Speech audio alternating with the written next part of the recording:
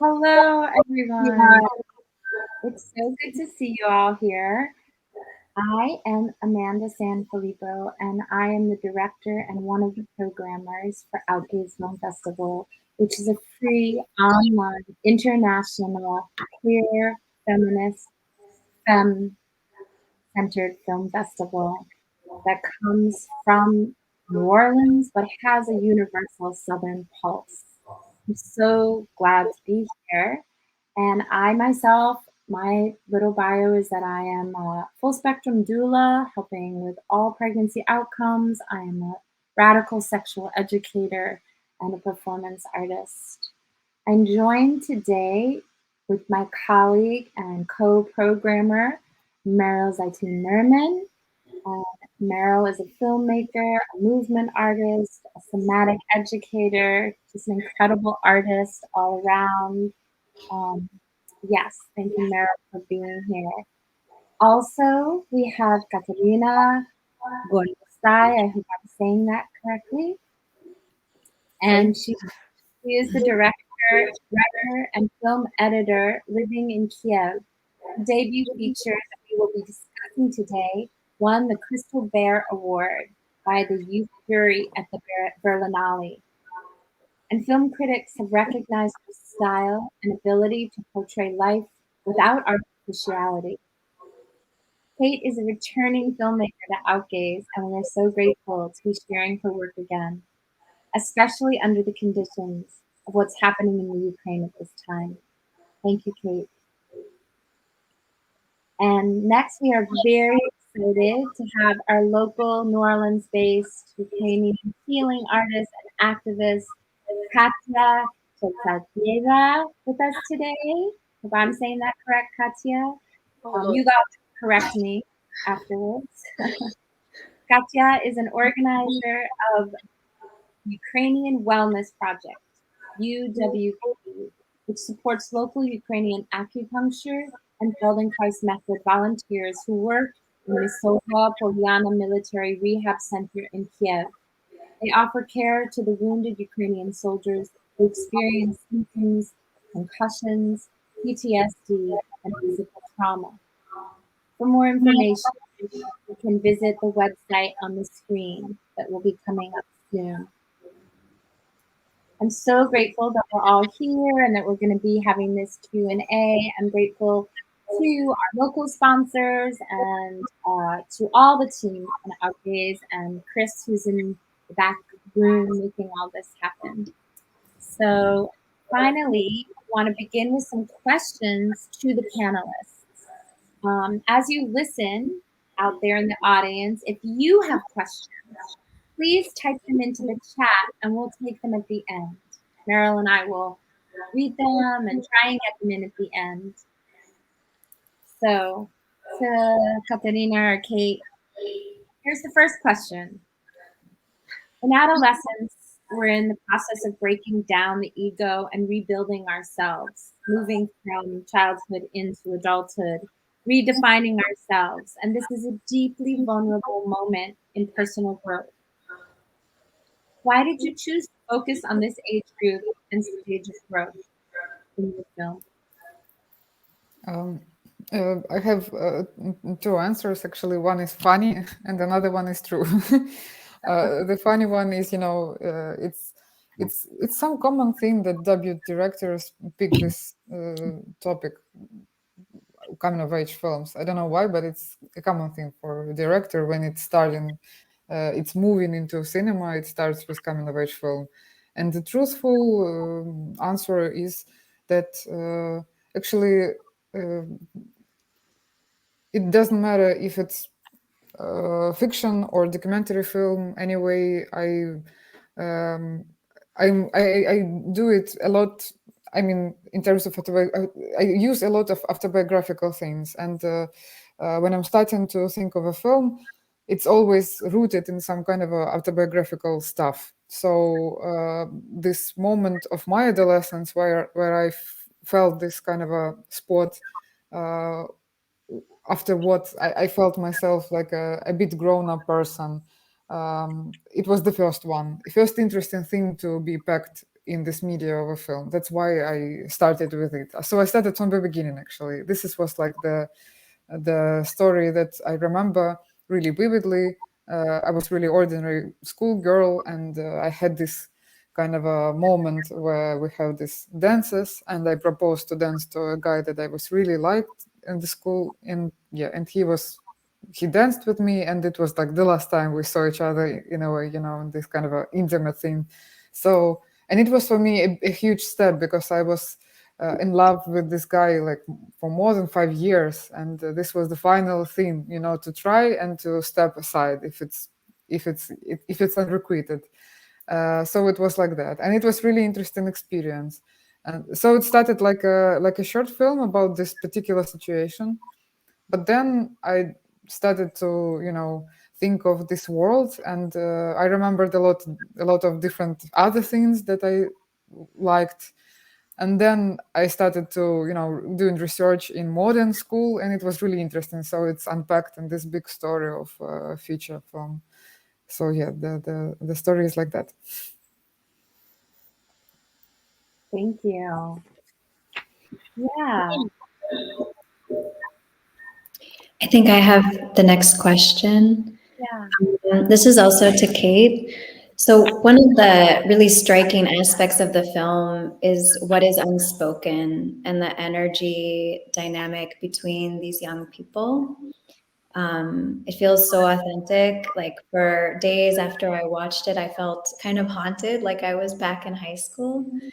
Um, and really, like, it's that feeling that is so, and the feelings between them that is so striking. It's not so plot driven or action driven or word driven, which I love. So I'm curious, what was your process of working with these young people, and how did you create space for the vulnerability that's there even while having a camera on them? um, uh, this would be like more precise question if it would be a documentary form, but in our case it was a fiction film. So yeah, we were doing it all by the script, so it was all set up, and it was really so it was like really like real fiction film on a set. But I think what was interesting and what was in a way documentary like, and a lot of vulnerability was there. It's about preparation period because we were together with them for 2 months, 3 times a week before the shooting period, and it was called like a acting laboratory. So it was designed for them and for us to be together and to do something um, together. So it was about dancing, singing, doing documentary films, doing documentary plays, some actors practices, etudes, and all this stuff that are some kind of a creative school or something like that.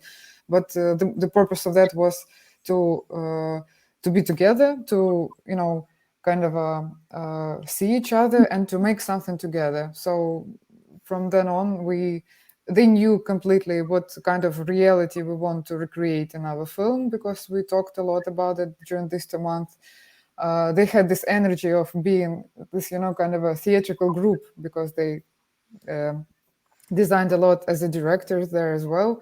So it was really easy to work on a set. We were doing this reality check with them, and we're just going by the script. But the story, like the script, it's really I think it's have this kind of a space and this kind of a loose rhythm, for the viewer to be inside of the story and to have this time to think about its own school, an own time of being a teenager. So uh, yeah, I could say that we did it on purpose, but actually, I don't know, it was one of the effects I was really aiming to have, but I didn't know if it would be finally, like, if you would be, uh, yeah, would we have it or not? So it was for us, kind of experiment in terms of, construction the film and editing the film and everything else. So yeah, I think.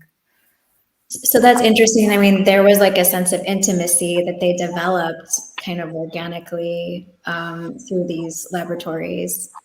Because they were didn't familiar to each other before the shooting period, and it would be really not a good situation if we would hire them for a job of an actor, and then they would meet each other on a set, and they would not feel this energy of the class.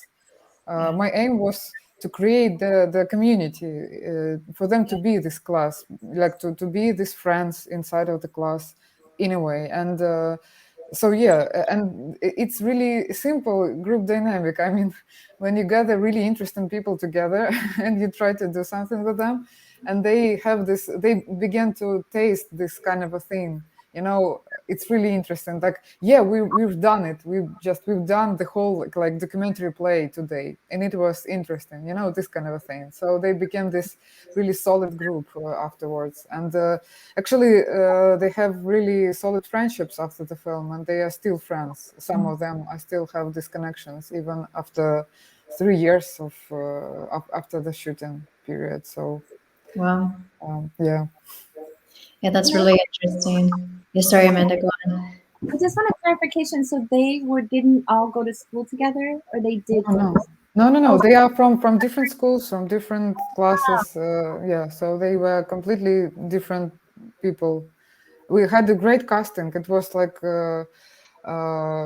yeah. So we had different stages. On the first stage, it was like 800 people. On the second stage of interview, it was 250 people, and this was like the final stages when we got our 25, our class. So it was a big process, and it was the whole year of just going there. Yeah. So one more little question related to this. Did they how in that time where you were together work, doing this workshopping and building this sense of intimacy or community, did you develop the script through that, or was the script already developed? And then like how much were they acting like, because some of their names I noticed are like their names. So I'm like, how collaborative was it, I guess is my question. Their names are all true because it was really hard for us, because in this workshop we were using our real names, and it would be a disaster when 25 people would start to mess each other names on a set, because for the sound it would be just a really dangerous thing. So we decided to keep all the names real. This was the reason. As for the script, it was already done completely, even before the laboratory. But it contains really simple things. I mean, really like really ordinary life of teenager things. So it was it was really easy to foresee that they would have such experience. I mean, so for them it was not really hard to fulfill it on the screen. But anyway, and another thing that this script was written with this like a schematic characters, because when you write the script you have the schema, you don't have like real people obviously.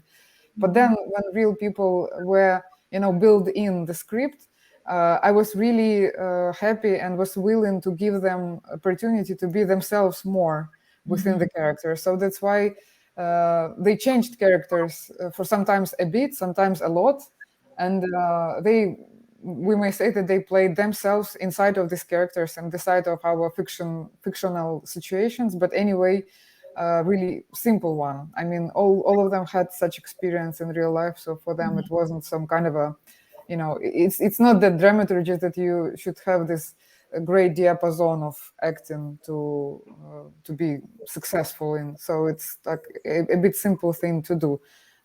Yeah, because our aim was to be as realistic as possible, so that's why we didn't want it anything kind of a big or like yeah. They couldn't relate to. Yeah. Well, thank you. Yeah. So yeah, in the did you want to say something, Katya? No, no, no. I was checking if there's a pen in my hair. Oh, okay. Yeah. I just love what you spoke to about the loose rhythm. Like the rhythm of the film has a lot of looseness, and Yeah, and in that there's this like non-conformity that has a subtle unfolding. Like for these students, because it has this spaciousness, there's this like unfolding of this way that they're not conforming to their predecessors, their parents, or what came before, you know. So yeah, they're pushing the boundaries of the adults, and I know this is in every generation. So as you say, it's like it's kind of simple because that's what we do in the development of human beings. We push against what came before. Um, but when working with these teenagers, was there anything that like surprised you about the way they pushed the boundaries? Or was there anything that you felt like, oh wow, I'm learning something about what's happening now? I think it's mostly maybe not about learning something that is happening now, but about feeling the difference between me when I was a teenager and them being teenager now, because this is the interesting thing. And yeah, that's obviously some differences there. And one of the interesting difference for me was that they perceive sexuality a little bit differently than we had. Because when I was 16 years old girl, it was, I have only girly friends. We had like a band of girlfriends. So they were boys and they were girls. Like we were completely, not in one team, I may say. And it was really sexually charged. All this, relationship with boys, even in class, it was something really.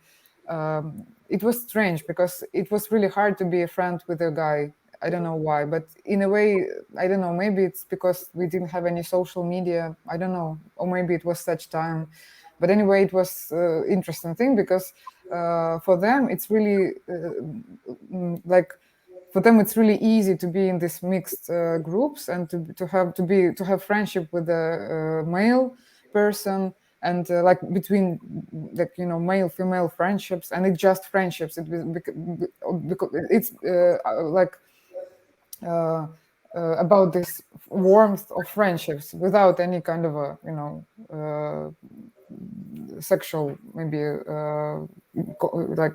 thing. So yeah, so it was interesting thing for me. And another interesting thing that I presume that this age is about being in love with somebody. It's like the for sure 100% being like in love because you need it somehow.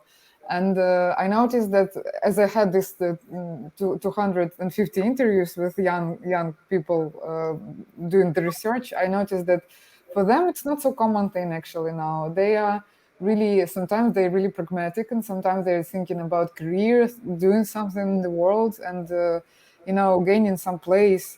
Not about relationship, but about becoming somebody. And it's interesting shift as well. So they are not so kind of a going for this just relationship and just experiences. I think they are more self-aware, and this is one of the reasons why they have a lot of mental issues as well. This is another thing, because maybe it wasn't so kind of a well understood when I was a teenager, and we didn't have such support of psychotherapy and parents and everybody. They have it, and that's why they use it, and this is really good. But anyway, they have the conditions to use it, and this is another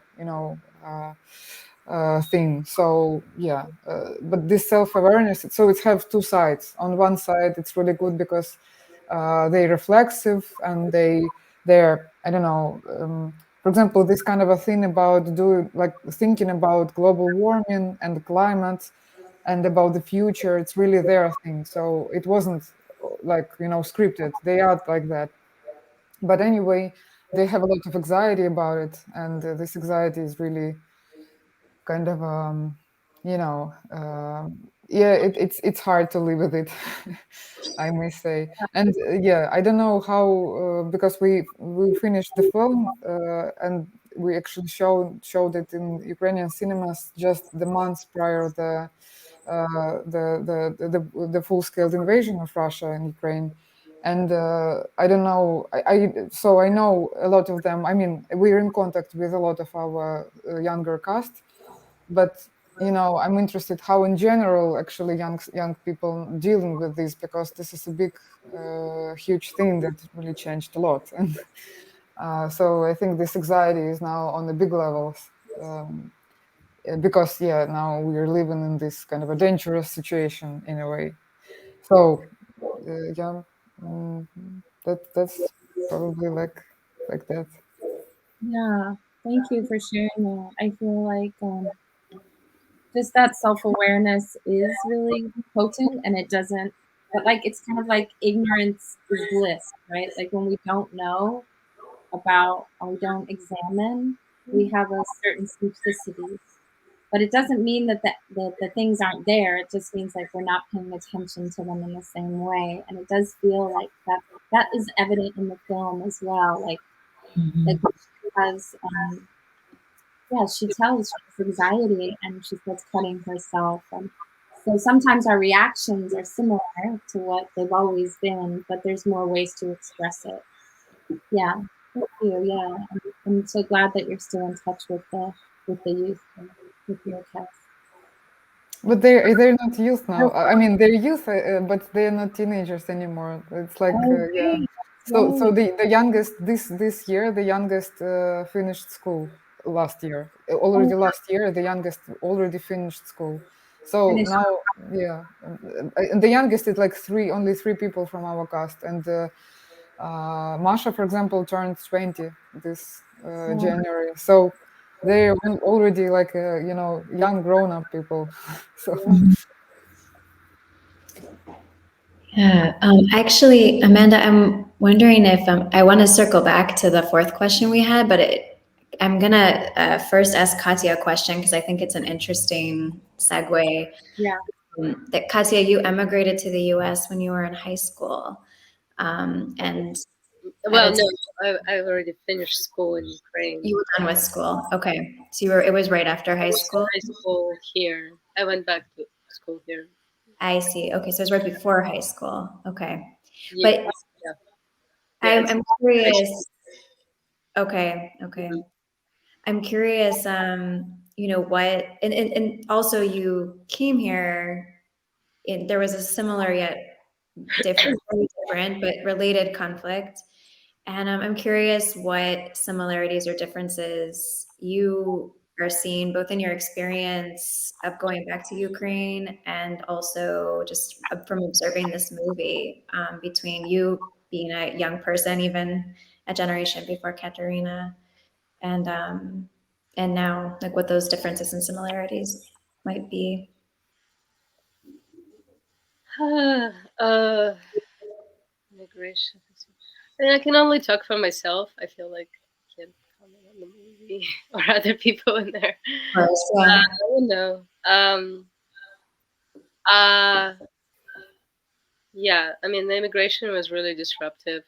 I also did come from that environment that Katerina is describing of like gender separation, uh, and things being very charged with guys, and like me trying different like high heels and like lots of makeup and getting drunk and like mm, and also like ooh, it's the 90s, so things are really chaotic in the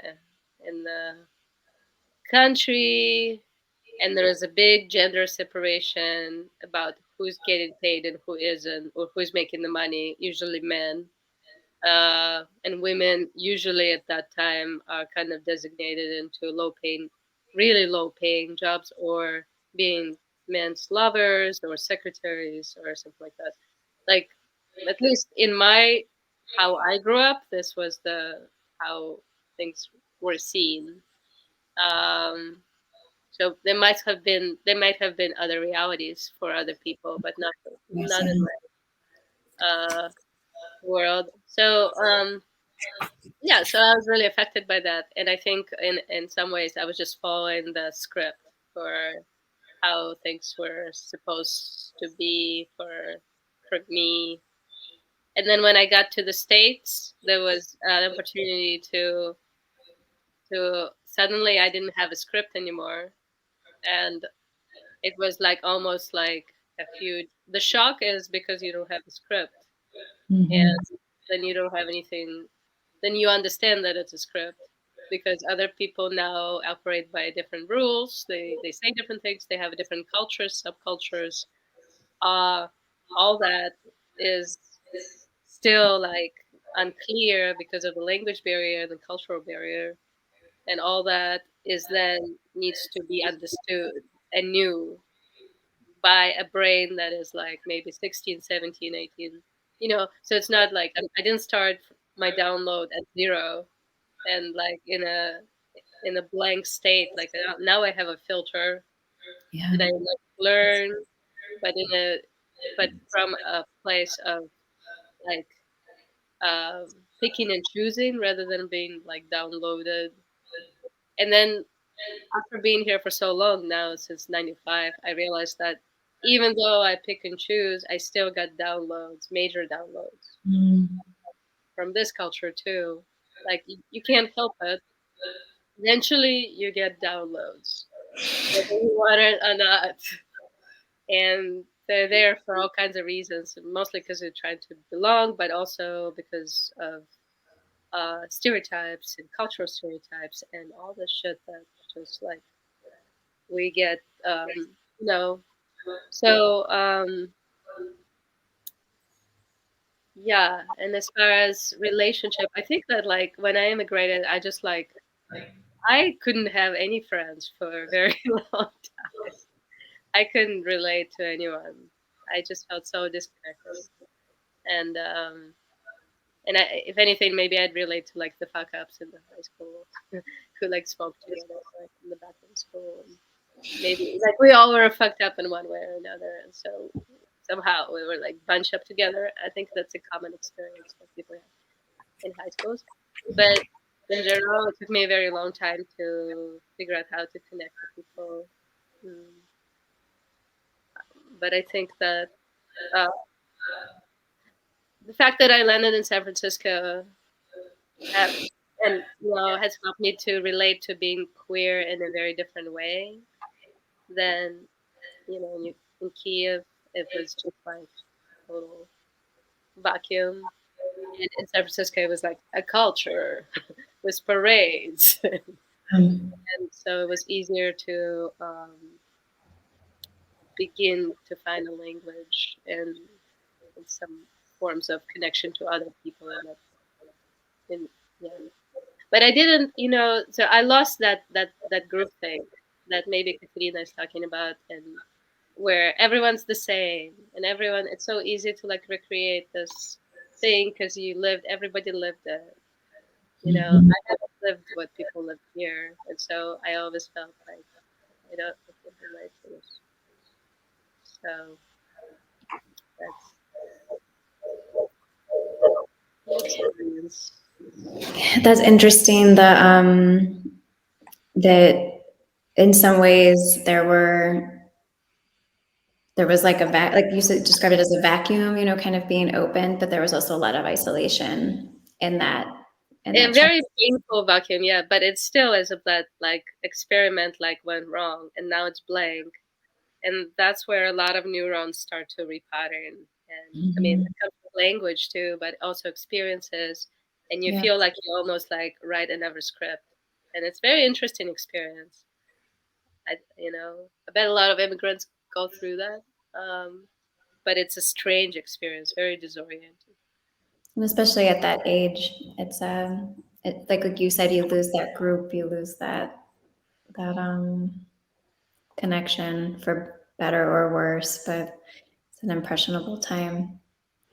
Yeah, I think like that sense of belonging, like that's what we really are driven to, is to belong, to somebody or something, And even like in the past when it was like, oh, I want to have somebody to love, I want to belong to this script, and then both of you talk about the script shifting, Mhm. and yeah, it's just fascinating how that happens in our lives at different times. This disorientation when something major happens, and adolescence is a major shift. So I have another question that also kind of weaves back to Kate's response, but I'm curious to hear a little bit more about it. In the film, the trauma and the tragedy of the war prior to the full-scale Russian invasion, while not the center of the film, it is present as a profound undercurrent, particularly in the character of Senya, their reaction to the target practice and his home and interior life. You sense the effect of it. I'm curious if you could speak a bit to how the full-scale war has impacted some of the people who worked on the film, as well as yourself, and just the arts in general in Kiev right now. Like what, like how have things shifted or changed? You know, the most like you know the most the scariest way to impact like our film. I mean, the war could only in one way. So we unfortunately have two people dead when the full-scale invasion started, and one is from the crew of our setup, like setting designer, and another is one of the oldest, older cast, the medical teacher. He is actually a medical teacher, and he was like a trainee for people that do medical things on the front. So he was actually killed as well. So, and this is not like, unfortunately, this is the ordinary thing that is going on right now. For example, this year started for us going to the funeral of our friend. He's a film editor. He was a film editor, and he went to the war, and he was killed like on 30th of December. And so yeah, it's we now like our film industry is now lacking the people, actually a lot of them that were actors, and we have a couple of DOP injured. So a lot of people are going to the front, and a lot of people from our industry as well. So this is the most kind of obvious thing how the war is impacting us. But if to say something like what's happening with people that are staying here and try to do something or try to leave, I mean, and to think what's going to be next, it's the main part is going on there, obviously on the eastern part of our country. But anyway, like the first few months of the invasion, we were so shocked. I mean, me and a couple of my friends that belong to cinema industry as well, that we couldn't do anything that was connected to our like a professional work, we may say. And, it was really strange thought that maybe it's really meaningless to be a director or somebody from film, because you can do nothing as a film director in these conditions. I mean, you can't help if you're like, for example, shoot fiction films. Yeah, what you can do? Nothing. A lot of my colleagues actually started documentary films.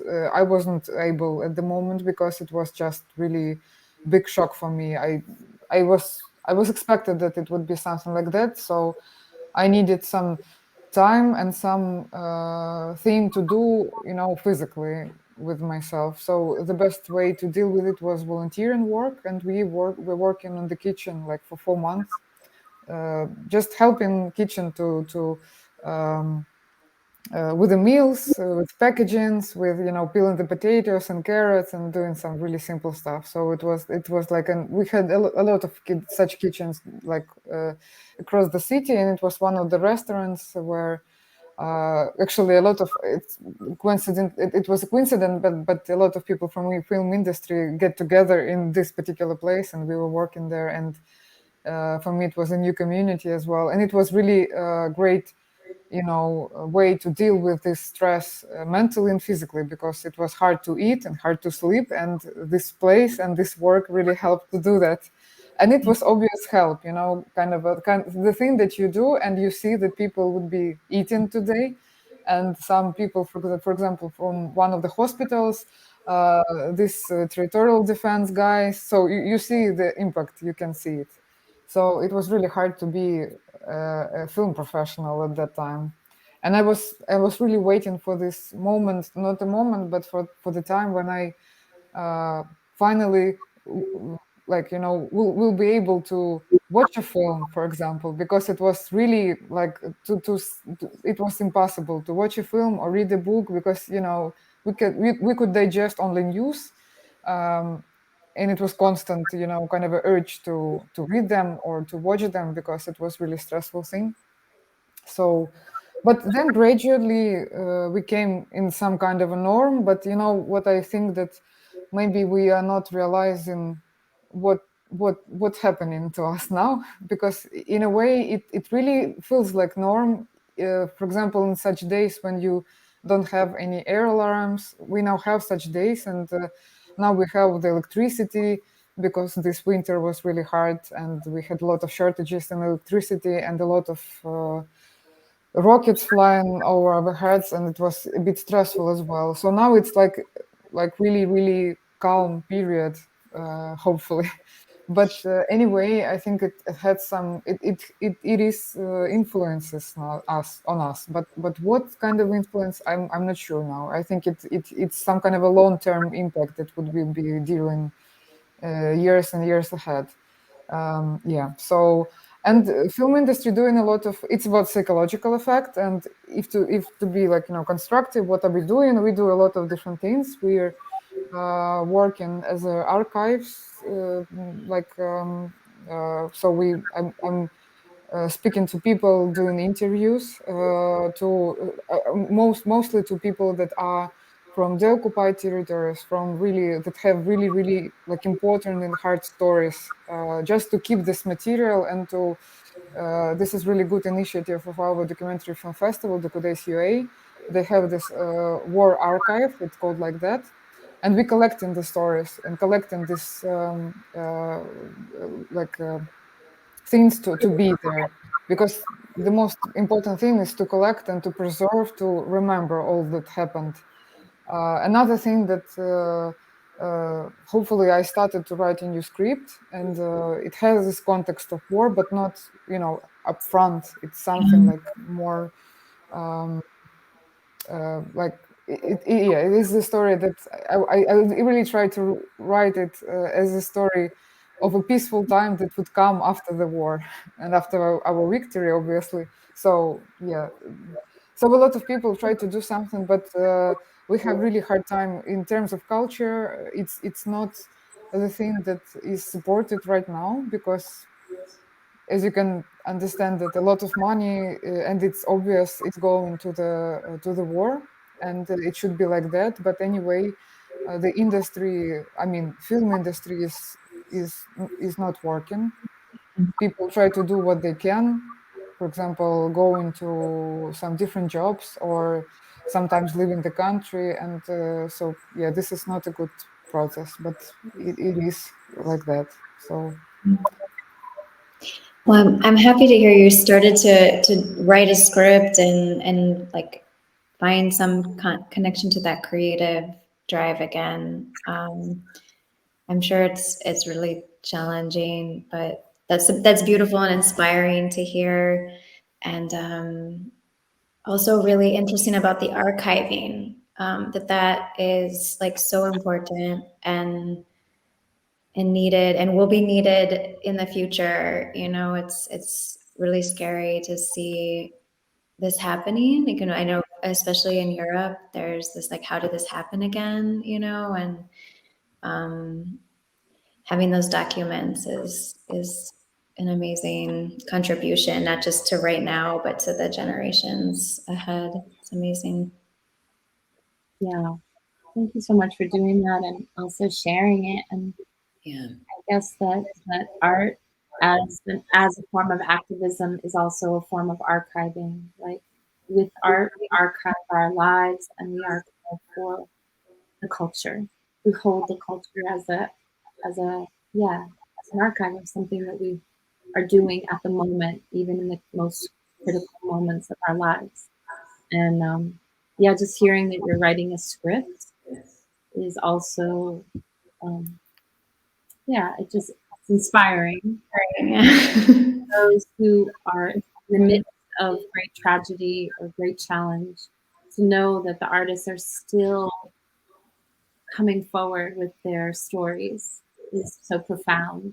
And with Katya, it's also so profound that we continue to heal each other. I know your Ukraine Wellness Fund. I know both of you. I'm very curious about this, but Katya, I would love to just hear just a little bit about what you're offering with the healing aspect and your gifts as a healer. Sure.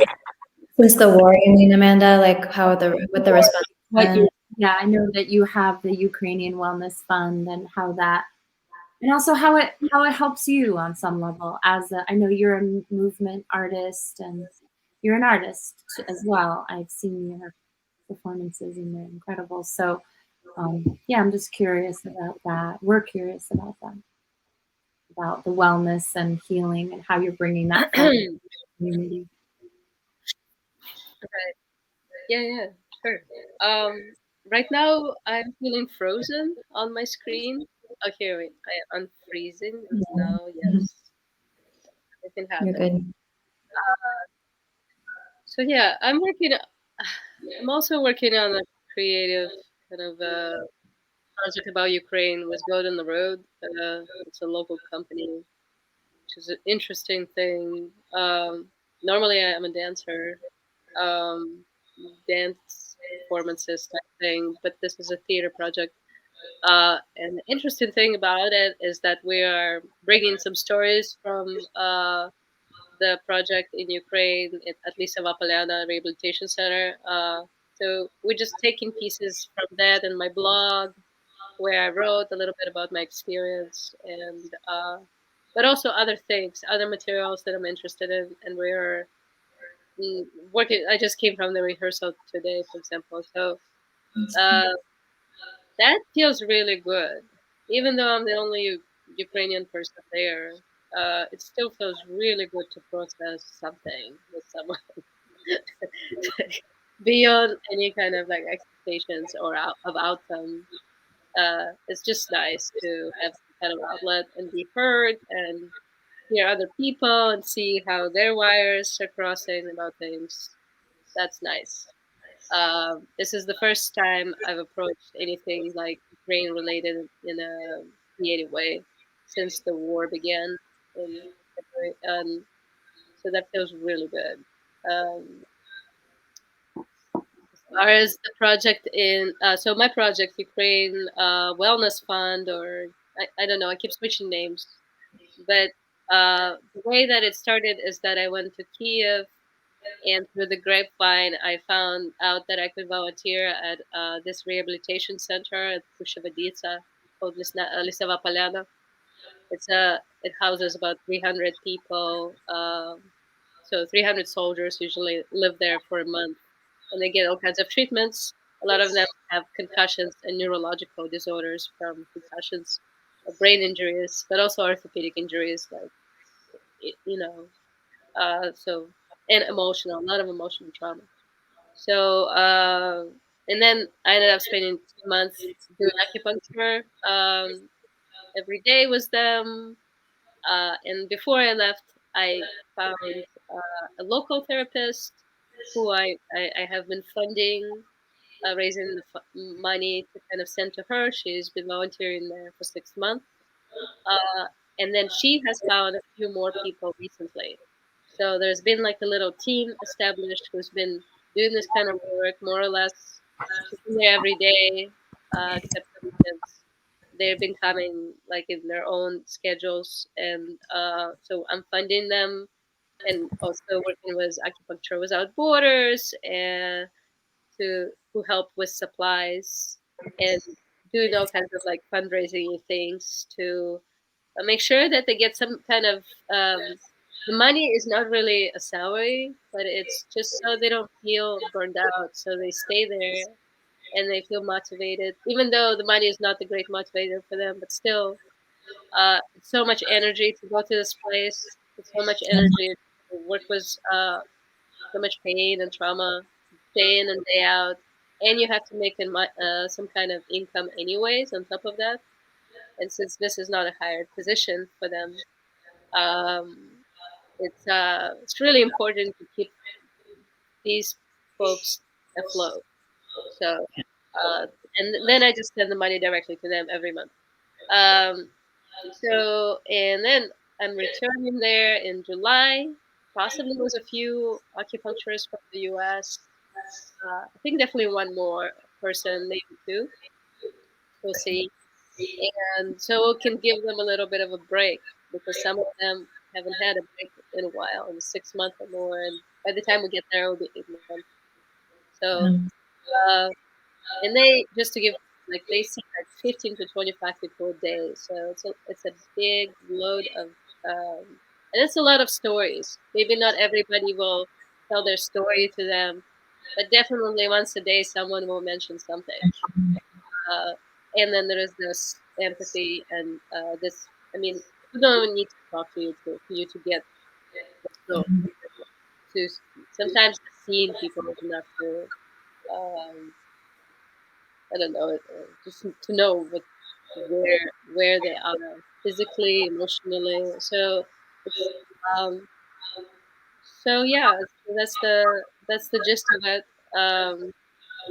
So and the acupuncture has been really helpful for people who can't sleep because of concussions. They are able to sleep. They feel that it calms them down when even the drugs are unable to do that. There's a lot of other things. It helps with pain a lot. It helps with fatigue and headaches and so many things. So um, I know that the director of the clinic just super happy to have acupuncture offered at this rehabilitation center. Super, welcoming to anyone who wants to volunteer there, and also the soldiers themselves, the men and women. Yeah. Thank you so much for doing that. I really, I'm so grateful to hear, and it's so beautiful to hear how you're both aligned in that way of support for those who are in the midst of it, who are fighting. We have some audience questions. We have one audience question. Meryl, do you want to read that question? I can read that one. Chris has some other ones too. I think he's going to post, but I'll start with this one that's here that came in earlier. My question is about the title of the film, what it means and how you came to this title, and was it from the beginning? Or did it come out at the end as the title?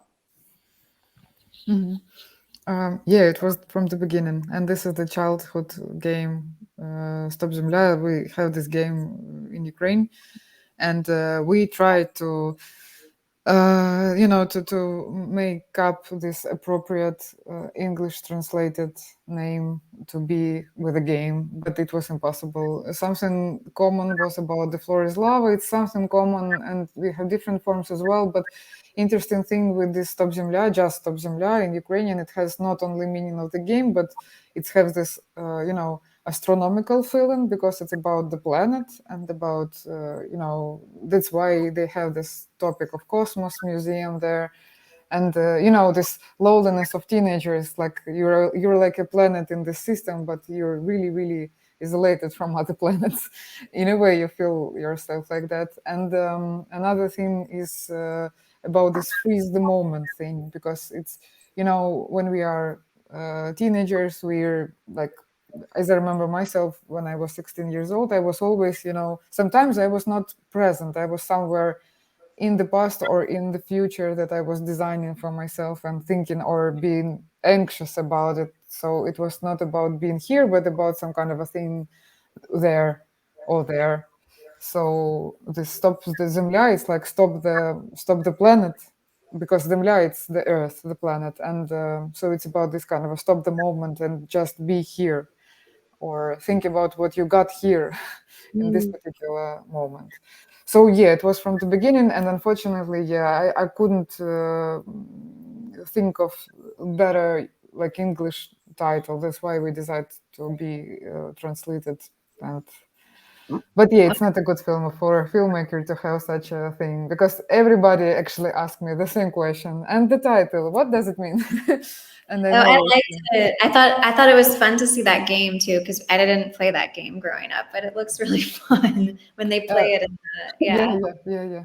yeah. I also think that your explanation of it is beautiful and helps. Like even if we don't have the right translation, hearing what you say is like stopping the moment and being present when we're not present as teenagers. I don't know. I'm glad that you left it, and it's a beautiful word for us to understand. You know, like we don't always get what we want in the English speaking languages. Sometimes it's a little more subtle. So Yeah, I yeah, appreciate it. that's I true. think that's great. Thank you. Yeah. Chris, can you send us another question? Or pop one up for us. Yeah, this is a good one. Okay, cool. I was curious about this too. What inspired? To weave the interviews into the film. Actually, it was this one of the stages of casting, because it was like this. It looked like that interview, but it was not the same, obviously. So, but the second stage, when we were doing like going through applications and going through the research, actual research in school, we were invited to our office for doing such an interview, and it was for me a mesmerizing experience, because one of the really great features of this age is if you see this person in front of you and the person is okay, and it's he or she is open to you, you open yourself really, really widely. And sometimes we were speaking about really like fantastic things with these people that I was met like from the first, we were just met, and we were speaking of like pain, parents, school, future, different things that, and I was carried away by them.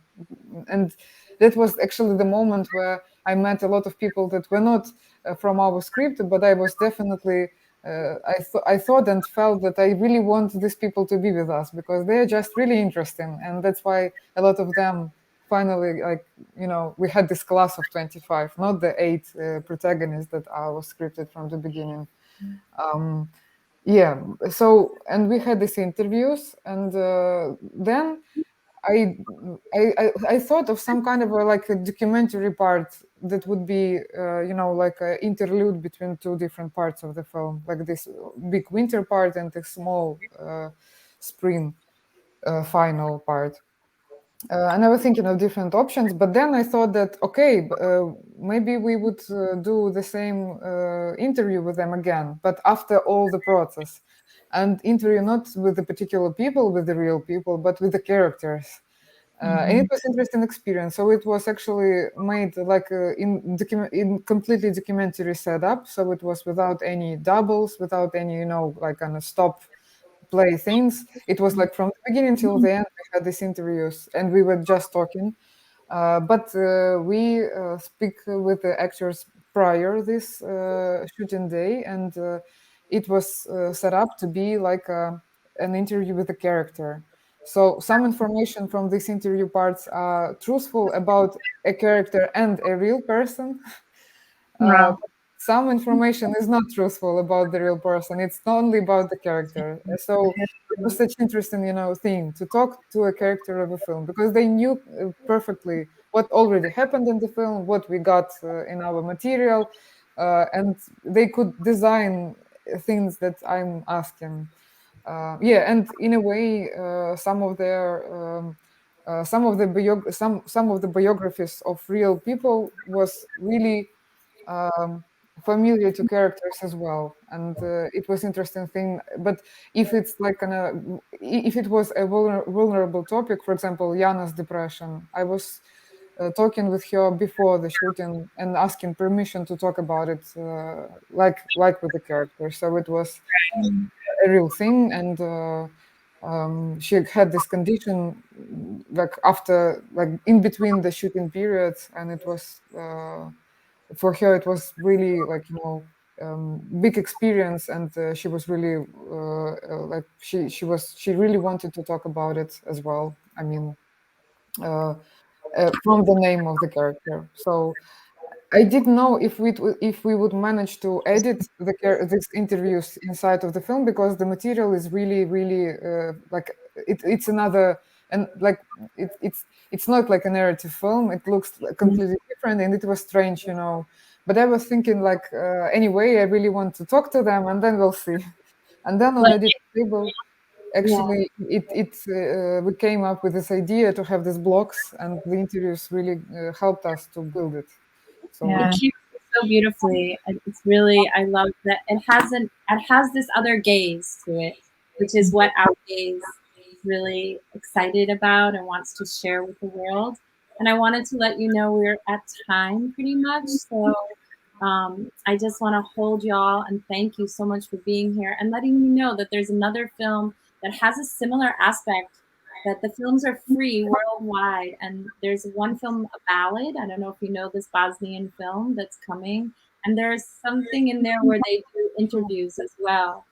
So it's just interesting. Another filmmaker in our It's different, but yeah, that there's that, yeah, these crossing over of worlds, yeah. and it's a Bosnian filmmaker, Ida. So yeah, I hope y'all get to watch some more of the films and get to find some ease and peace and have a beautiful Easter, and that your bread rises or your baking hopefully, rises. yes.